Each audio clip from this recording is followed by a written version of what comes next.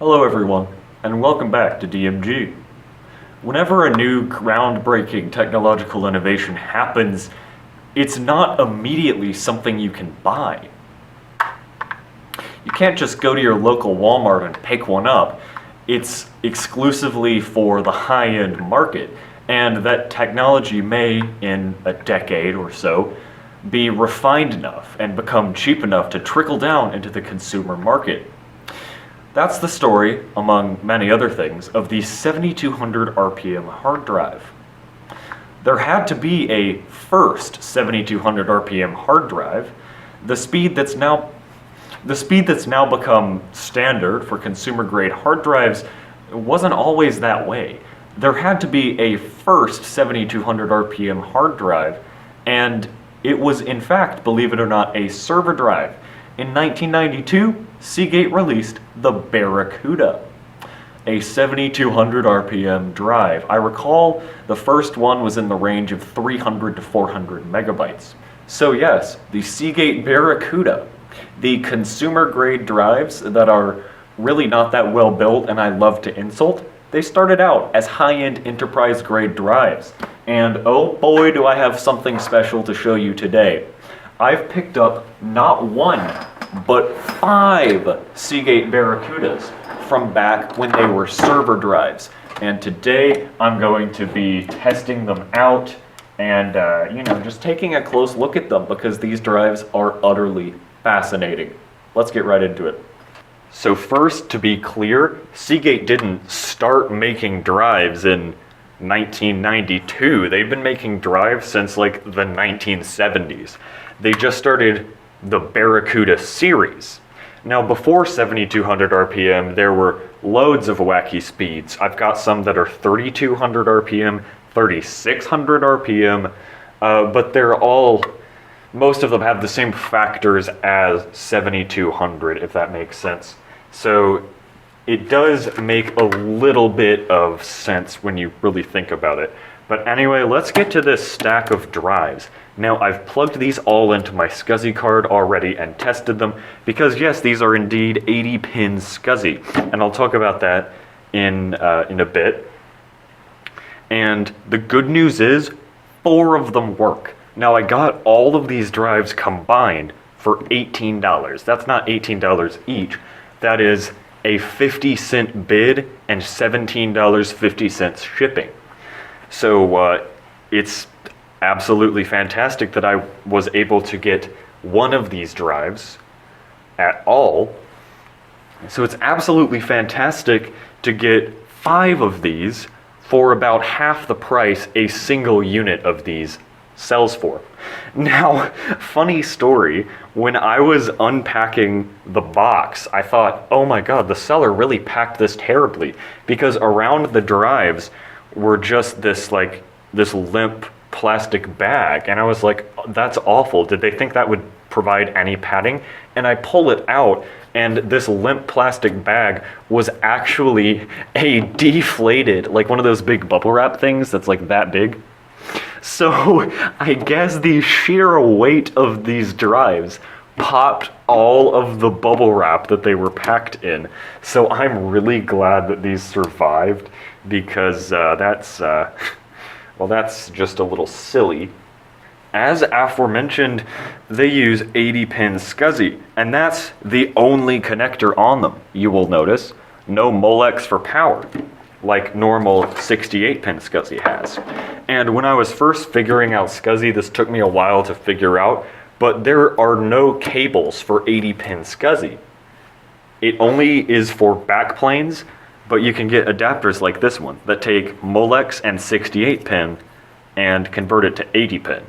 The other 12 pins, from what I understand, are for power and ID, because the scuzzy LUN or ID is not set by the drive itself on an 80-pin drive. It's set by your backplane or the host system on an 80-pin drive, unlike 68-pin. And then, of course, some of the pins are to carry the Molex power. But the idea between having one connector is like SATA or SAS. it supports hot swap because it's just one connector. You don't have to pull the power and data out separately. And theoretically, the ground pins are supposed to be set up so that it can safely make a connection. But I would be honestly kind of surprised if there isn't still some small potential to start a fire.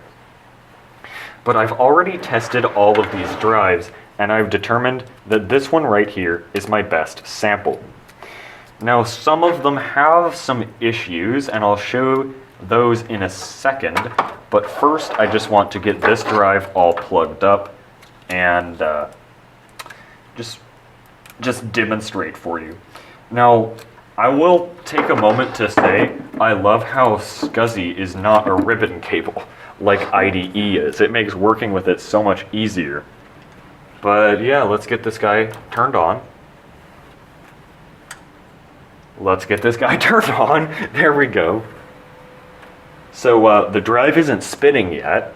Just like SAS, the controller has to send a signal to the drive, which happens after the computer posts. You probably heard that. It spun up. And here is, of course, the computer. Now, these drives are pretty loud. Unfortunately, the sound they make is directly in my vocal range. So if I tried to edit out the sound of the drive, you wouldn't be able to hear me either. So I'll do everything I can, but I'm sorry, you might just have to put up with it. Let me take this off so you can see the drive. It really is a pretty drive. Now here is a modern Barracuda drive, and here's the old one. And there's a big size difference. This drive is half the height of this one. And these are like 2/3 the height of a normal SATA drive, a normal 3.5-inch drive. So these are even taller, these old drives are even taller than a standard 3.5-inch drive. Now these were not, as you may be able to tell by their use of scuzzy, these were not for regular consumer PCs, these were for servers. That's also why they're so loud. There we go, it cuts down a bit on vibration if I put the drive there. And let's just fire up HD Tune Pro so I can demonstrate the power of this drive for you. We're gonna do a random access test, and yeah. You could probably hear it. It is not a quiet drive, but again, it's a server drive plus very old. Now the reason it would be so tall is to fit additional platters. You could probably fit like 5 or 6 with the platter spacing, which used to be a lot larger back in the day. And look at that. You probably won't be able to see it on camera, but we're getting 66 operations per second. We can see in the sequential department, it isn't that fast. This tiny little blue line ticking across our screen is, in fact, our read speed. And it looks like it's about 10.5 megabytes per second. And up here, yeah, 10.4 up to 10.7. As usual, I'm using HD Tune Pro for my tests because it really is a fantastic program. And also, I actually set my monitor resolution higher so that the graph is bigger for you to more clearly see. So I'm gonna let that run for a little while and then come back later. But while it's running, we can discuss our random results, which are over here, and absolutely fantastic. 66 operations per second. That's a lot of I/O operations per second. Now, to put that into perspective, a modern drive, like a modern hard drive you can just go out and buy, we're not talking server grade, we're talking like a WD Blue, manages about 80 to 100. And this drive from 1996 is barely off from that. Now, a proper server drive can get you well over 200 operations per second, like a new SAS server drive, and we're talking about spinning drives, not SSDs, but the fact this drive is competitive with drives from the early 2000s When Barracudas really went mainstream and you could just go to your local micro center and buy one, well, that's fascinating. As kind of a side note, one of the fastest hard drives I own is, in fact, a 1998 IBM UltraStar SCSI drive. It does about 100 ins and outs per second. It does about 100 operations per second on random. And it actually does beat many modern drives in that department. It even beats the triple 7200 RPM UltraStar RAID array that I have in my workstation. So don't be so quick to discount these alt drives. Without them, well, we would still be using floppy disks. Oh dear, it looks like we've dropped down below 7.5 megabytes per second. Our little line is ticking lower. And okay, our minimum is 6.7. Our highest is 10.7 megabytes per second.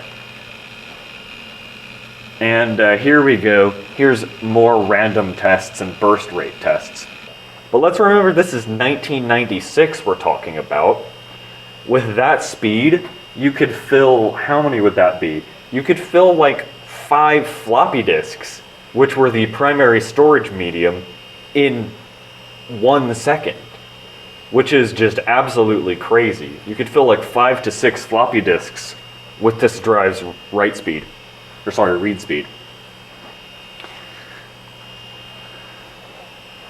And as usual, the speed does decrease as we get towards the inside of the platter.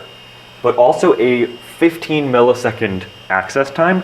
Again, that is actually lower than many modern drives, and that's something that you do want to be low. That's basically how long it takes to read the data. And now let's just do the assorted tests. Random seek and butterfly seek. I really just like them because they sound awesome.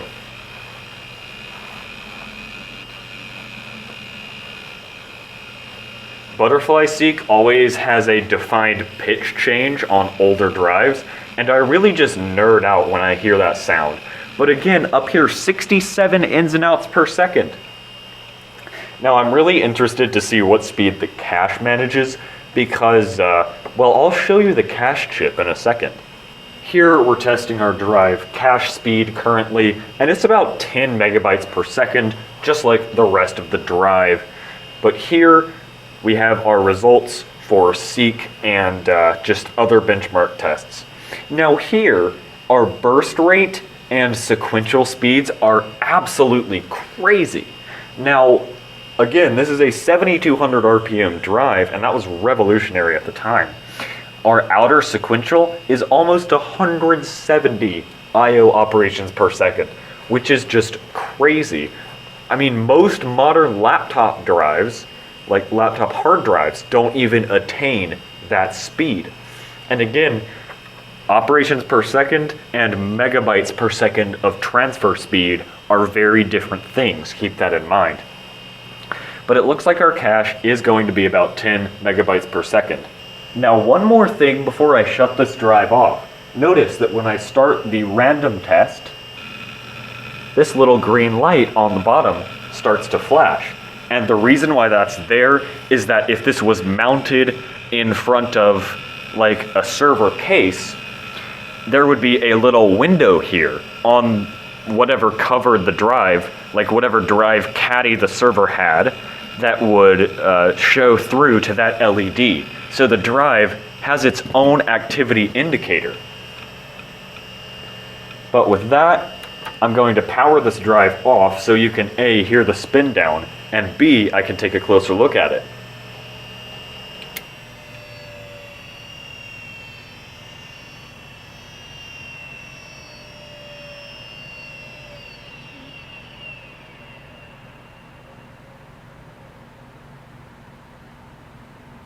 And it's done. Nothing like a good several second long spin down. Also, this drive is hot to the touch, and I've only had it plugged in for about 20 minutes. So yeah, these definitely do need proper cooling if you're going to use them for a while. Here is our drive. Now, I don't know what these connectors do. That's for like setting different settings, and that is also for settings. I believe this has more to do with the motor, and that has more to do with I/O, and that kind of makes sense with where they're placed. Now, with a drive this old, I can't quite identify the components as well as I would be able to on a new one, because there's just so much discrete logic here, or I guess discrete chips. Now, this one is very hot, this Siemens chip. I assume that has to do something with I/O. Now, this chip that says Intel Flash, that is probably our cache, and then I would assume that is our central controller, because Seagate and Lucent apparently worked on it. TI, I would think that's motor control, maybe power delivery, and that is maybe also motor control, or could be I/O. That, of course, that's our motor, and it's pretty hot. So that's all I can really say about the back of the drive.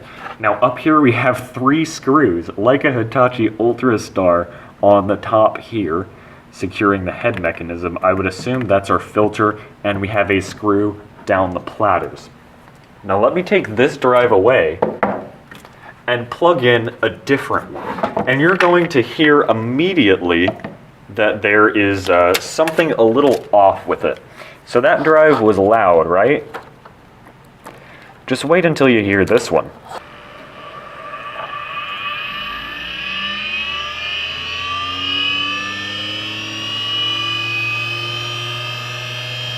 So we can see this one's vibrating a lot more, to the point where I have to shout over it. And actually, it's shaking the table. Like, if I walk to the other end of this table, several feet away, I can feel the vibration. And actually, it's moving. It's vibrating so much that it's just skating across my table. And it doesn't get any better. So yeah, I think there's definitely something up with this drive. I also have another one that vibrates like this one does, but they seem to work. All I've done is plug them in until now, but I'm going to see if I can run benchmarks on them like I did the other. Okay, actually I lied. This one doesn't work. It's not identifying itself as having heads and cylinders, which obviously it has heads and cylinders, but it just doesn't want to tell me how many. Yeah, there's definitely something up with this drive. Actually, I'm thinking I never heard the heads move. It could have just been that it was too quiet to hear over the cacophonous drive, but it could also be the issue. Now this one, if you read that note fast enough, I mean, let's just see, should be similar to the last one.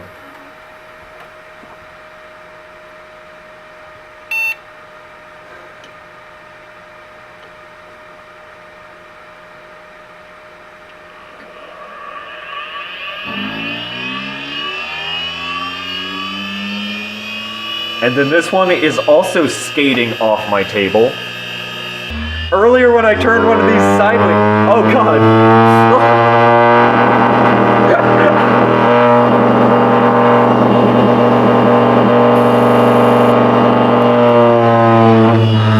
Okay, so I don't think putting it sideways is a good idea because I'm gonna get a noise complaint. I was thinking that would make things a bit better, but it in fact did the exact opposite.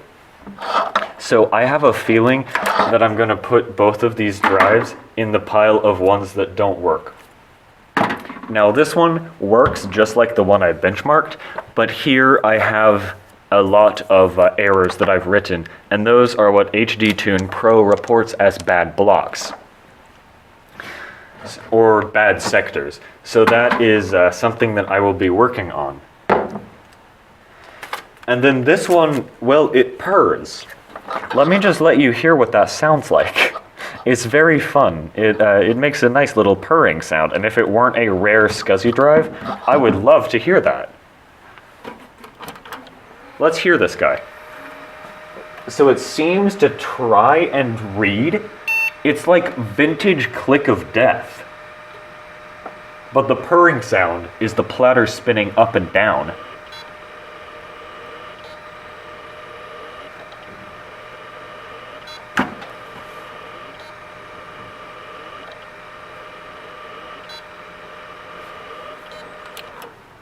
So you might be able to hear it, but it seems like the motor is trying and then subsequently failing to start. That's usually what a beep sound from the hard drive means. So next video I'm going to disassemble this one and maybe the other ones that had issues and see what I can do with them, because I'm interested in trying to repair these drives, of course. So yeah, stick around if you want to see me fix this. But that's it for this video. Thanks everyone for watching. Hope you enjoyed, and see you next time.